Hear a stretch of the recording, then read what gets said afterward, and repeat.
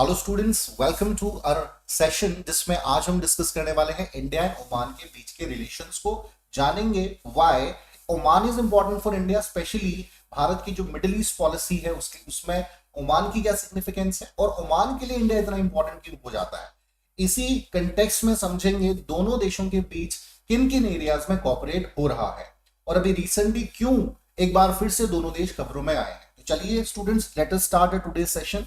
सो अभी रिसेंटली क्या है, जो सेक्रेटरी जनरल है मिनिस्ट्री ऑफ डिफेंस के ओमान के, वो भारत आए हैं, विजिट किए हैं India, specially to participate in the JMCC, जो ज्वाइंट मिलिट्री कोऑपरेशन कमेटी है, उसको को चेयर करने के लिए भारत आए हैं। अब what is this JMCC? It is a highest form of engagement, specially जो डिफेंस पार्टनरशिप है उसमें, और इसके तहत एक रोड मैप बनाया जाएगा कि भाई कैसे किन किन एरियाज में डिफेंस कोऑपरेशन किया जा सकता है, मिलिट्री कोऑपरेशन जो है वो किस प्रकार से आगे बढ़ाया जा सकता है। ठीक है, तो इसको डिस्कस करने के लिए ज्वाइंट मिलिट्री जो आपका कोऑपरेशन कमेटी है, इसमें अभी रिसेंटली इस पे बातचीत हो रही है। ठीक है, तो ये इंपॉर्टेंट हो जाता है। Now talk about the historical, the background of the relation between India and Oman. क्या इनका ऐतिहासिक संबंध है उसको समझेंगे। If we are talking about both the nations, Oman एक बहुत सिग्निफिकेंट नेशन है। अगर आप मैप में लोकेशन देखेंगे ओमान की, we come to know that कि एक इंपॉर्टेंट ट्रेड सेंटर रहा है। और इवन अगर भारत के साथ संबंधों की बात करें, सो इंडस वैली जो समय था, इंडस वैली सिविलाइजेशन का समय था, तब से ही इस पूरे रीजन में ट्रेड हुआ करता था। Even people to people contact भी जो है तकरीबन 5000 साल पुराना है भारत के साथ ओमान का। ठीक है, तो कहीं ना कहीं कल्चरल का भी इंपैक्ट पड़ा है, हिस्टोरिकल टाइज भी है, और ट्रेड की बात करें तो बहुत ज्यादा सिग्निफिकेंस ओमान की हो जाती है, because it was an important ancient trade root.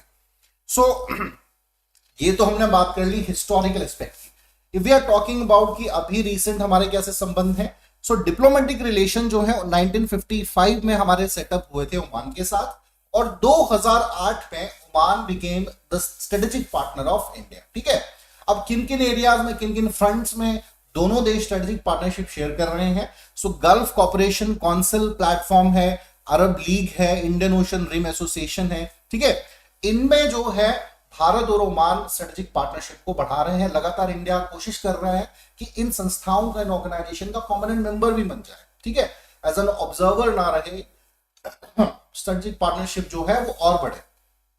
चलिए, सो ये तो हमने बात कर ली, थोड़ा सा बैकग्राउंड समझा। Now talk about the defence relation, जो सबसे बड़ी तेजी से जो बढ़ रहा है वो दोनों देशों के बीच के डिफेंस टाइज ही है। सो JMCC की हमने बात की है कि भाई JMCC जो है ईयरली सेशन इसका हो रहा है, और अभी 10th इसका सेशन हुआ है, जिसमें कैसे फर्दर हमारे डिफेंस रिलेशंस को बढ़ाया जा सकता है, एक रोड मैप इसके लिए बनाया जाना चाहिए। ठीक है, इस पर बात चल रही है।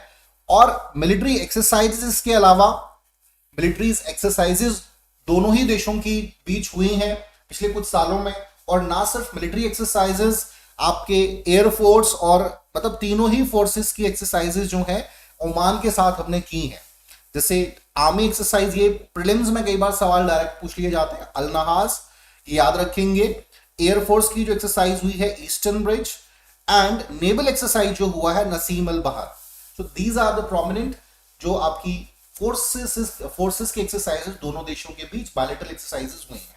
सो इससे भी पता चलता है कि भाई लगातार हमारे डिफेंस टाइज जो हैं, हम अपना डिफेंस ट्रेड भी बढ़ाना चाहते हैं ओमान के साथ, और साथ ही साथ अदर जो हमारे डिफेंस टाइज है उनको भी ग्रो करना चाहते हैं, ताकि इंडिया का जो प्रेजेंस है इस पूरे रीजन में बना रहे। ठीक है, अब नाउ इसका सिग्निफिकेंट जियोपॉलिटिकल आप समझिए। अगर हमारा डिफेंस यहां पर प्रेजेंस बढ़ रहा है, पाकिस्तान पर हम इनडायरेक्टली प्रेशर डाल सकते हैं। अगर हम यहाँ पे मिलिट्री एक्सरसाइज कर रहे हैं, एयरफोर्स या नेवल एक्सरसाइजेस कर रहे हैं, ठीक है, तो it will directly put pressure over Pakistan, और यही इंडिया का कहीं ना कहीं स्ट्रेटेजी है। ठीक है, क्योंकि ट्रेड की जब हम बात कर रहे हैं, we wanted to make a relations better with other nations, जो भी मिडिल ईस्टर्न नेशंस हैं उनके साथ भी हम संबंध बेहतर करना चाहते हैं। बट डिफेंस टाइज की जब बात कर रहे हैं, तो ओमान की सिग्निफिकेंस पाकिस्तान के कंटेक्स्ट में ही ज्यादा हमारे लिए बन जाती है। चलिए, now talk about economic and commercial relations कैसे हैं दोनों देशों के बीच में। सबसे पहले इंस्टीट्यूशनल मैकेनिज्म सेटअप किए गए हैं ताकि ट्रेड रिलेशन, ताकि इकोनॉमिक कमर्शियल रिलेशंस और बेहतर हो सके। इसके लिए दो संस्थाएं आपकी बनाई गई हैं, ठीक है, जिसमें पहला है आपका joint commission meeting and joint business council, ताकि दोनों देशों के बीच के इकोनॉमिक रिलेशंस और बेहतर हो सके। अदर देन दिस, अगर हम ओमान के कंटेक्स्ट में बात करें, so India was the third largest जो है इंपोर्टर है ओमान का आफ्टर यूएई एंड चाइना, जबकि थर्ड लार्जेस्ट मार्केट है after UAE and Saudi Arabia. So it shows कि भाई क्यों इंडिया इतना इंपॉर्टेंट है ओमान के लिए। ऑलराइट, नाउ किन किन एरियाज में इंडियन कंपनीज काम कर रही हैं, इन्वेस्ट कर रही हैं ओमान में? तो sectors like iron, steel, cement, fertilisers, textile, these are the primary sectors जहां पर इंडियन कंपनीज एक्टिव हैं ओमान में। Alright, now talk about Indian diaspora in Oman. Now middle eastern nations में बहुत सा इंडियन डायस्पोरा काम कर रहा है, ठीक है। तकरीबन 6.2 lakh Indians are working in Oman, जिसमें जो वर्किंग प्रोफेशनल हैं तकरीबन 4.8 लाख के आसपास जो है वर्किंग प्रोफेशनल्स हैं। सो इट शोज कि भाई हमारी इकोनॉमी को बूस्ट करने में, हमारी एम्प्लॉयमेंट को बढ़ाने में भी ओमान का सिग्निफिकेंस बहुत ज्यादा है, ठीक है। अदर देन दिस, हमारे संबंध ऐसा नहीं है कि सिर्फ अभी 20-30 सालों में ही ट्रेड जो है या यहाँ पर जो इंडियन कम्युनिटी है, इंडियन डायस्पोरा है, रिजाइड कर रहा है। तकरीबन 200 साल से जो है संबंध ओमान में हमारे बने हुए हैं, बहुत से Indians are living in Oman, ठीक है।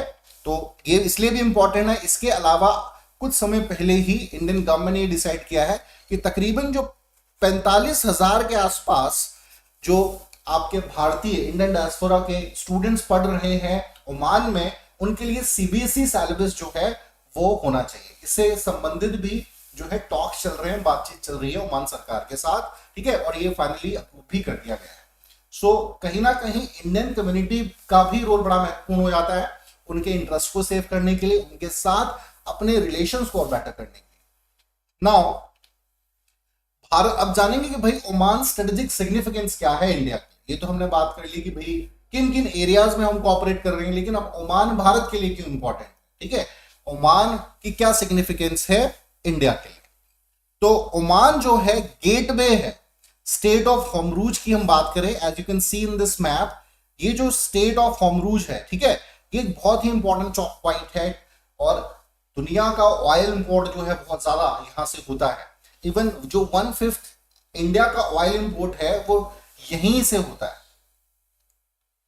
ठीक है, तो बहुत ज्यादा है इस रिगार्डिंग भी। अदर देन दिस, जितना भी हमारा मिडिल ईस्टर्न ट्रेड हो रहा है वो भी इसी रीजन से हो रहा है, इसलिए हम यहाँ पे छाबार पोर्ट बिल्ड कर रहे हैं, इसीलिए हम अदर पोर्ट्स, पोर्ट ऑफ डोकाम जो है ये आप मैप में देख पा सकते हैं भाई, पोर्ट ऑफ डोकाम में हम अपनी प्रेजेंस बढ़ा रहे हैं, छाबार पोर्ट इन ईरान, यही कारण है। और भी पोर्ट्स हम चाह रहे हैं कि भाई हमें यहाँ पे मिले। सो ये एक बहुत बड़ा इंपॉर्टेंट कारण है। Other than this, defence cooperation भी हमारा बड़ा है। अभी हमने जाना था कि भाई हम डिफेंस एक्सरसाइजेस कर रहे हैं, डिफेंस टाइज को हम ग्रो कर रहे हैं इस पूरे रीजन में।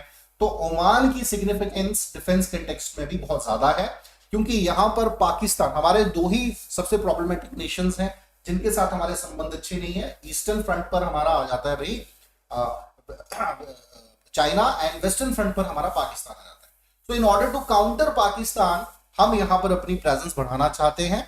सो ओमान और ईरान जैसे देश यहां पर इंडिया के लिए सिग्निफिकेंट हो जाता है, ठीक है। तो किसी भी प्रकार की मूवमेंट, किसी भी प्रकार की डिफेंस एक्सरसाइज कहीं ना कहीं प्रेशर डालेगी पाकिस्तान पे। Now Oman support to Indian naval deployment in Arabian Sea. तो जितने भी हमारी डिप्लॉयमेंट है, देखिए यहां पर कुछ और भी इश्यूज हैं, जैसे पायरेसी की बड़ी समस्या है इस पूरे रीजन में, ठीक है। So deployment of Indian naval कहीं ना कहीं काउंटर करेगी, and it will also save Oman's interest. और दूसरा जो है, जितना हमारी फोर्सेस का डिप्लॉयमेंट होगा या हमारे नेवल शिप्स का डिप्लॉयमेंट होगा, हमारे ट्रेड इंटरेस्ट और हमारी जो नेशनल सिक्योरिटी के इंटरेस्ट है, दोनों को ही फुलफिल करेगा। तो नेवी का सिग्निफिकेंस अरेबियन सी में बहुत ज्यादा है, और अगर किसी भी प्रकार का सपोर्ट ओमान अगर इंडियन नेवी को दे रहा है, तो इंडिया के लिए इंपॉर्टेंट हो जाता है, इंडिया के लिए सिग्निफिकेंट हो जाता है। नाउ इसके अलावा डिफेंस एक्सचेंज होंगे, इस पर भी बातचीत कर रही है कि भाई डिफेंस एक्सचेंज होने चाहिए डिफरेंट कंटेक्स्ट में, और इसी से संबंधित जो है एक फ्रेमवर्क एमओयू साइन किया गया है रिसेंटली 2021 में। इसके अलावा नेक्स्ट हम बात कर सकते हैं पोर्ट ऑफ डोकाम की। पोर्ट ऑफ डोकाम भारत के लिए बहुत ज्यादा इंपॉर्टेंट है। ओमान एग्री किया है इंडिया के साथ कि आप अपने मिलिट्री इंटरेस्ट और ट्रेड इंटरेस्ट, मतलब economic and military defence interest को हम यहाँ पे जो है पूरा कर सकते हैं। डोकाम पोर्ट का हम इस्तेमाल इसके लिए कर सकते हैं। तो एक स्ट्रेटेजिकली या डिप्लोमेटिकली विन है इंडिया का इस पूरे रीजन में। कहीं ना कहीं प्रेशर ये डालेगा पाकिस्तान जैसे देश पे, ठीक है, और हमारी रीच को, हमारी मिडिल ईस्टर्न पॉलिसी को और स्ट्रेंथन करने में भी पोर्ट ऑफ डोकाम का सिग्निफिकेंस बढ़ जाता है। तो आई होप स्टूडेंट कि आपको ये सभी फैसेट्स अच्छे से समझ आए होंगे कि क्यों ओमान की इतनी ज्यादा सिग्निफिकेंस बढ़ रही है, ठीक है, भारत के लिए। साथ ही साथ ओमान के कंटेक्स्ट में भी देखें तो एक ह्यूज मार्केट इंडिया है। अगर वो अपने डिफेंस रिलेशंस को स्ट्रेंथन करना चाहते हैं, अगर अपनी ऑयल को वो और ज्यादा जो है बढ़ाना चाहते हैं, अपने एक्सपोर्ट को बढ़ाना चाहते हैं, तो एक ह्यूज मार्केट इंडिया में है। तो कहीं ना कहीं इंटरेस्ट को सेव करता है। अदर देन दिस, अगर भारत अपने डिफेंस टाइल्स को बढ़ाएगा इस पूरे रीजन में, it will also save the defence interest of Oman. जैसे मैंने कहा, पायरेसी की समस्या इस पूरे रीजन में है, सो हमारी जो नेवल शिप्स हैं वो कहीं ना कहीं ओमान के भी इंटरेस्ट को सेव कर रही हैं। तो यही एक कारण है कि भाई दोनों देश पिछले कुछ सालों में नजदीक आए हैं। ओमान के साथ हमारी नजदीकी बढ़ने का मतलब है कि जो ओमान का एक ग्रुप बना हुआ है ओमान नेशंस के साथ, जिसमें यूएई शामिल है, सऊदी अरेबिया शामिल है, इन देशों के साथ भी हमारे संबंध बेहतर हुए हैं, ठीक है। जैसे सऊदी अरेबिया के साथ हमारे संबंध बेहतर हुए, तो जो भी सऊदी अरेबिया को आपके नेशन सपोर्ट करते हैं मिडिल ईस्टर्न नेशन में, उनके साथ हमारे संबंध और बेहतर होंगे। तो ओमान, यूएई और सऊदी अरेबिया, ये तीन देश जो है मिडिल ईस्ट में हमारे लिए बहुत ज्यादा इंपॉर्टेंट। अदर देन ईरान भी हमारा एक इंपॉर्टेंट जो है स्ट्रेटेजिक पार्टनर है मिडिल ईस्टर्न नेशंस में। एंड वी विल ट्राई कि भाई हमारी पकड़ और ज्यादा इस पूरे रीजन में मजबूत हो। चलिए, तो आई होप स्टूडेंट आपको अच्छे से ये सारे ही एंगल समझ आए होंगे। तो आज के लिए इतना ही। Thank you very much.